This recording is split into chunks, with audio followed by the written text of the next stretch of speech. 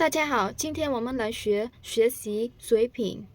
ចាសួស្តីអ្នកទាំងអស់គ្នាចឹងថ្ងៃហ្នឹងយើងមករៀនពាក្យថ្មីទៀតឯណាចឹងចង់ដឹងថាកម្រិតនៃការសិក្សាជាភាសាចិនវាមានពាក្យបែបណាខ្លះអានបែបណាខ្លះយើងចូលទៅកាន់វីដេអូទាំងអស់គ្នាទី1ពាក្យទី1学习水平学习水平កម្រិតសិក្សាកម្រិតសិក្សា初级初级កម្រិតដំបូង中级中级កម្រិតមធ្យម高级高级កម្រិតខ្ពស់精通精通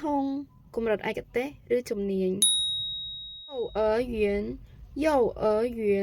ថ្នាក់មត្តេយ្យ小学小学បឋមសិក្សា小学有6年级小学有6年级បឋមសិក្សាគឺមាន6ថ្នាក់អញ្ចឹងថ្នាក់ទី1គឺ1年级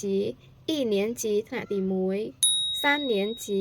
3年级ថ្នាក់ទី3 5年级5年级ថ្នាក់ទី5 6年级6年级ថ្នាក់ទី6初中初中អនុវិទ្យាល័យ初中有3年级初中有3年级ថ្នាក់អនុវិទ្យាល័យហ្នឹងគឺមាន3ថ្នាក់ទៀត初一初一ថ្នាក់ទី7初二初二ថ្នាក់ទី8初三初三ថ្នាក់ទី9អញ្ចឹងហៅខុសគ្នាខុសពីថ្នាក់ទី1ដល់ទី6ណា高中高中វិទ្យាល័យ高中有3年级高中有3年级វិទ្យាល័យហ្នឹងគឺមាន3ថ្នាក់ទៀត高一高一ថ្នាក់ទី10高二高二ថ្នាក់ទី11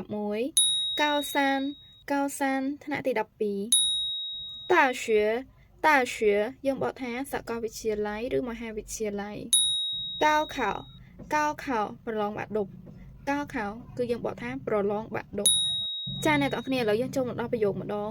他正在准备高考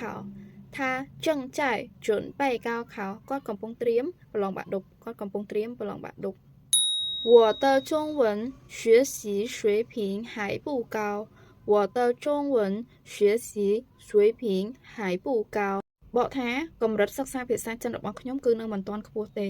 កម្រិតសិក្សាភាសាចិនរបស់ខ្ញុំគឺនៅមិនទាន់ខ្ពស់ទេ好，现在我们的视频到这里了អញ្ចឹងវីដេអូរបស់យើងគឺមកដល់ទីនេះហើយមកដល់ចប់ថ្ងៃនេះហើយអញ្ចឹងអ្នកទាំងអស់គ្នាគឺមានចម្ងល់ឬក៏ចេះពាក្យថ្មីៗអីបានខ្លះទៀតក៏បើសិនជាអ្នកទាំងអស់គ្នាមើលអត់ទាន់ទេអាចសារវ៉ាងមើលវីដេអូនឹងឡើងវិញបានណាចំណែកពាក្យក៏ដូចជាការបកប្រែភាគអ៊ីងអីគឺខ្ញុំដាក់នៅខាងក្រោមនឹងអ្នកទាំងអស់គ្នាអាចស្កប់មើលបានអញ្ចឹងចាច់ជៀនបាយបាយ